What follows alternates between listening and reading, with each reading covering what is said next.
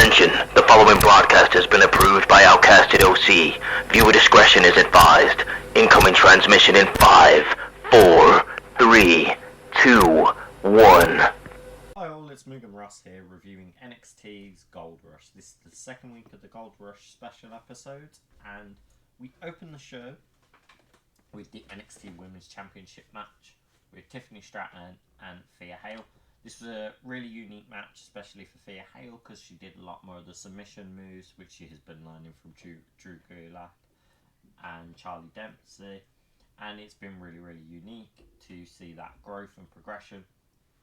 The match was really hard fought. A lot of big technical moves were thrown out by Thea Hale.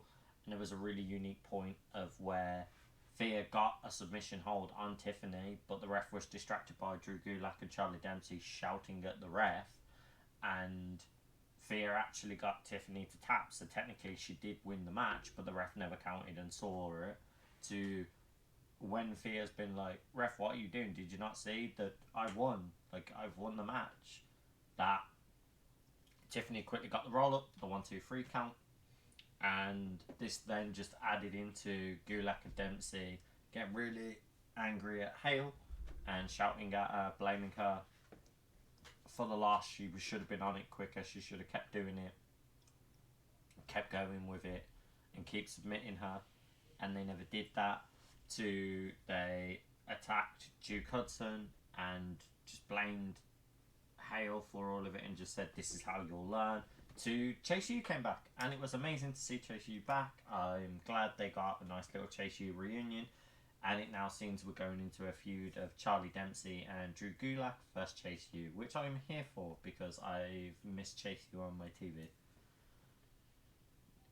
Next, we have the NXT Tag Team Championship match, which I didn't really enjoy as much as I wanted to. I'm a big Gallus fan, and it just was underwhelming. So we had Gallus versus Idris Enofi and Malik Blade. The match was subpar, very good. Gallus being Gallus boys and just dominating most of it. And there was a really bad spot where he tried to do like a stomp on the back, but he slid straight off them, and it just didn't work.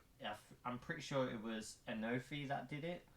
But they picked up the match, carried it on as normal, and Gallus got a very unique win because Stax came in and helped Gallus out, where we thought Stax was going against Gallus, but that gets played into later on in the episode, which we will talk about. And I think it's really unique that Gallus is now having involvement with Stax. We then get some kind of backstage segment about what's been going on with Schism and how they want to have like this big family talk. So they all go out and talk, and the Dyad are talking about how like they're unhappy with what's been going on and how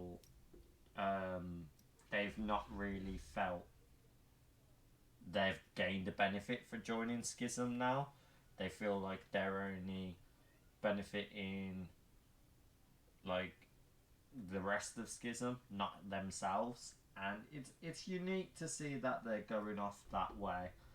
And like Ava tried to play mediator with all of it, but really couldn't.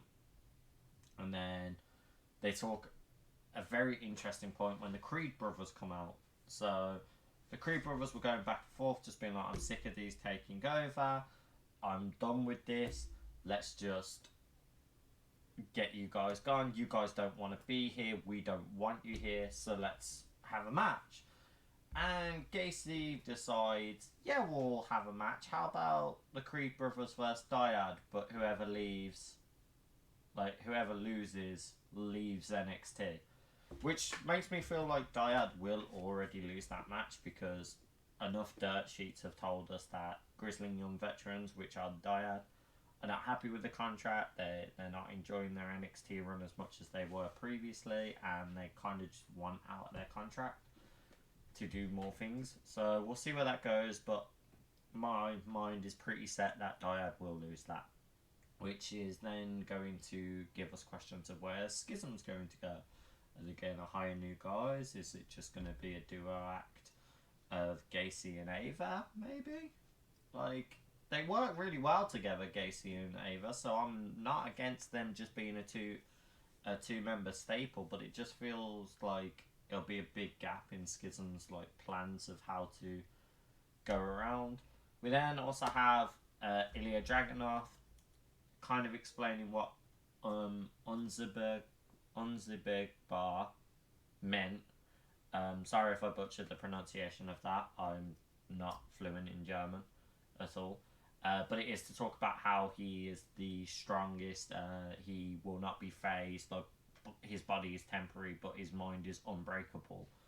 And I thought that was really awesome. I was here for that. I'm like, yeah, this is cool. Then we also get another backstage segment bit of two new people joining NXT of Bronco Nima and Lucian Prince, where the two of them were talking about their dynamic in the streets and how everything's gone that way and how they're going to come to NXT and they're going to make a mark. And it was pretty awesome. We had Hank Walker and Tank Ledger, as well as Axiom and Scripps, watching that promo. I was like, oh yeah, new tag teams, new people on the block. This is cool. And new tag teams with you guys, looking at Axiom and Scripps. And it was like, very weird that they did it that way, because Axiom was like, we're not a tag team. To Nathan Fraser walks past with the Heritage Cup, and Axiom is looking interested in the Heritage Cup. And he's like, congratulations and good luck tonight. And Fraser's just like, thanks, old friend, as he walks to the ring. And it was just really nice. It was pretty awesome. But the coolest backstage segment we had of the night was a surprise appearance for Rhea Ripley, and the crowd exploded. Like, it was a backstage segment, and the crowd just erupted to see that she was just stood on NXT with the Women's World Heavyweight title, and just looked at Carmella and was like, look, I'm here to give you a message. You got involved in Judgment Day business when you tried to help Seth. If you get involved in Judgment Day business again, you get involved in our business. So it seemed like Rhea was kind of threatening Hayes, if he keeps making the waves that he's doing, it's not going to work out in his favour. Which I was here for, because I would love to see some Carmelo Hayes and Judgment Day feuds. I think that would be great. For me, the match of the night, we have the NXT Heritage Cup, which was Nathan Fraser versus Dragon Lee, and it was a no-brainer of how awesome these guys can be in a ring. Nathan Fraser having a really awesome gear at the moment, very Flash inspired. Dragon Lee having very much his traditional green styled gear. The match was so back and forth, really high spots. The first couple of rounds, them not being able to get a pin or a submission, to then Fraser getting one and Dragon Lee instantly responding with getting his own. There was an amazing spot where as soon as the round bell hit, you just saw Dragon Lee bomb rush to him and drop kick him straight back into the post and just go for it. There was amazing spots of like pick up power bombs and reversals. Like it was just a highlight reel match. Like, if there was any match I could have said to you to pick out from NXT this week, it was that one, and just watch spot after spot. It's great. And I love Heritage Cup's ideas. I love the 6 rounds, 3 minutes, and it's a pinfall of submissions, and they get a quick 15-second break each time. That is one of the most unique things about the Heritage Cup in my eyes. And it was great to see how it went. Fraser did defeat Dragon Lee, which I was happy about, because I feel like Nathan Fraser only just won the Heritage Cup, so I would like to see him hold it for a bit. But it kind of sucks to see Dragon Lee have this Heritage Cup opportunities a couple of times and it not really going anywhere forward. And I really want it to go more forward. Just before the match as well, though, it was quite interesting because they had an interview with Noam Dar, who was the previous Heritage Cup, and it's like him really upset and crying about it and not being emotionally ready to talk about it, because he lost his Heritage Cup, and he's like, I don't want to talk about it. Let's talk about other things. Oh, I don't want to deal with it, and just constantly stopped the interview. We then went to arguably the worst match of the night for me, and this is no disrespect to either talent. I just think the match didn't execute as much as I wanted to, and this was Gigi Dollins with Kiana James, and it was just like your box standard wrestling of a quick women's match. There was nothing like intriguing that pulled me to the feud more. Just two girls who didn't really like each other and have had a back and forth, and just Kiana James is getting frustrated with how many times Gigi Dollins will just carry on and keep going in this match. The highlight spot was when Kiana James grabbed her bag and tried to hit Gigi Dollins with it. And yeah, she quickly dodged it and crucifix bombed her to get the win. So Gigi Dollins getting the win, awesome. But afterwards, James laid out Dollins, and what we found out was in the bag was a whole load of paint, and just threw everything all over Gigi Dollins and insulting her.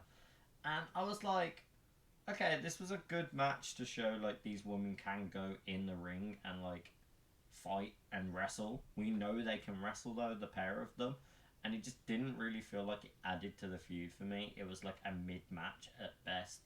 And as I said, the paint spot, I'm like, yeah, okay, I get it. We're trying to insult Gigi Dollins again and like make a humiliation about her, but didn't she just have that with her previous feud, and that one made more sense because that was with her Toxic Attraction previous team member.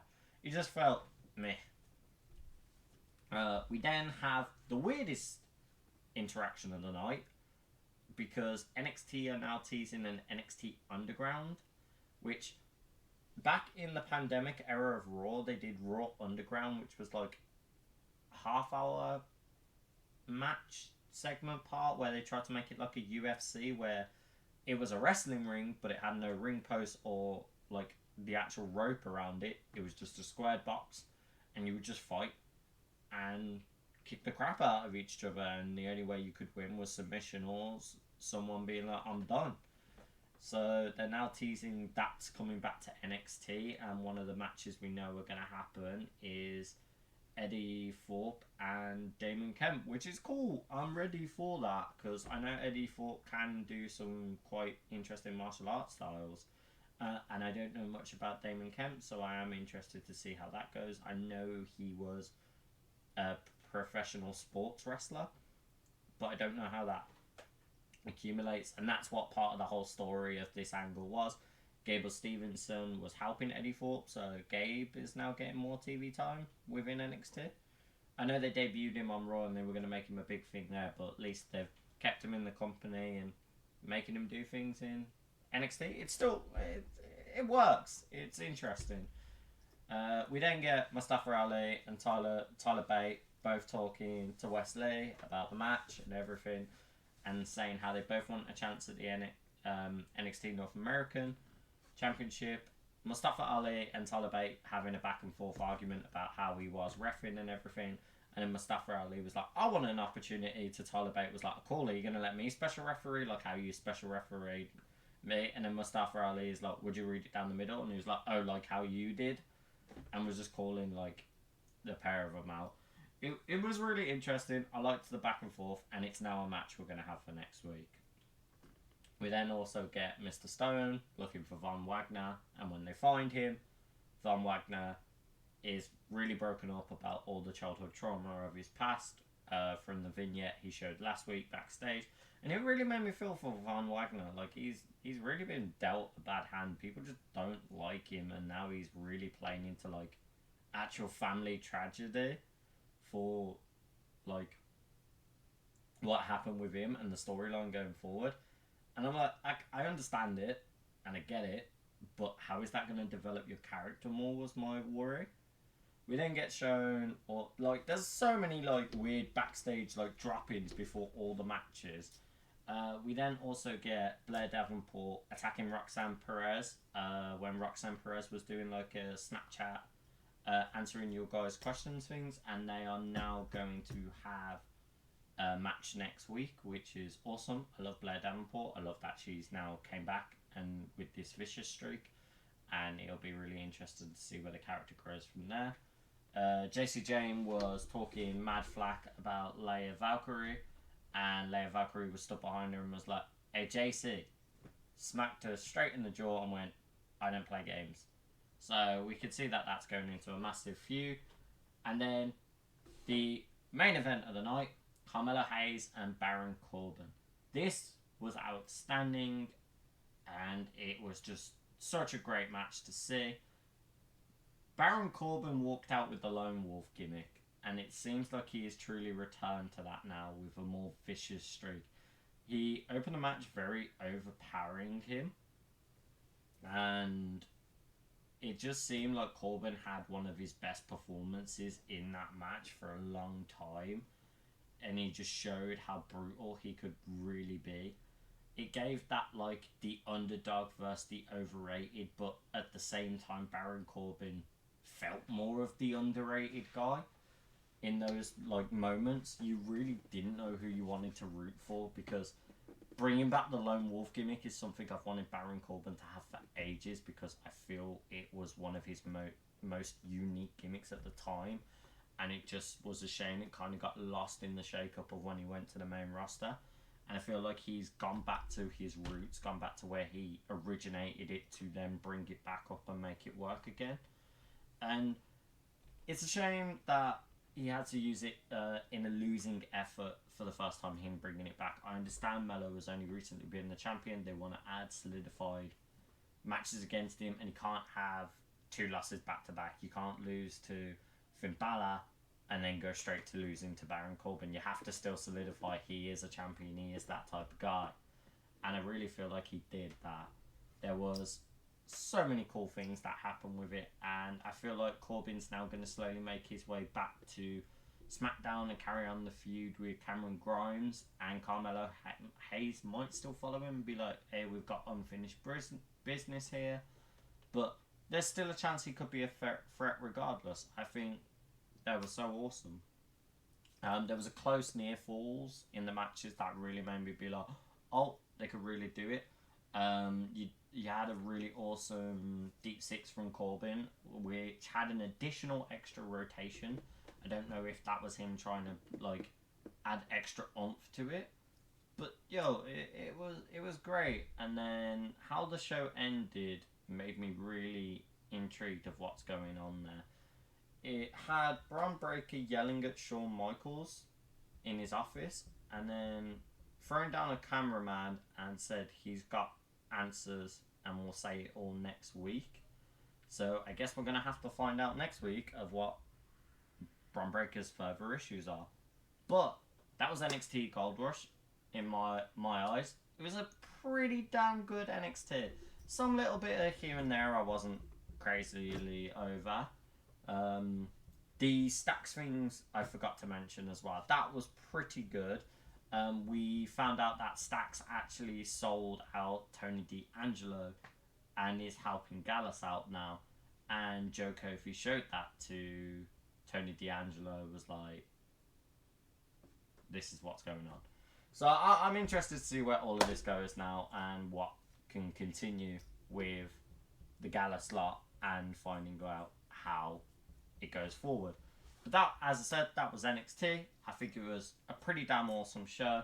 Great spots, especially the Heritage Cup. That sold it for me. That made that NXT episode great. And Baron Corbin's Lone Wolf gimmick coming back. Let me know what you guys thought. Let me know how you would book Baron Corbin going forward with the Lone Wolf. And also let me know what people you would like to see in the Heritage Cup in the comments. But thank you for watching, and I'll catch you all on the next review I do. Bye.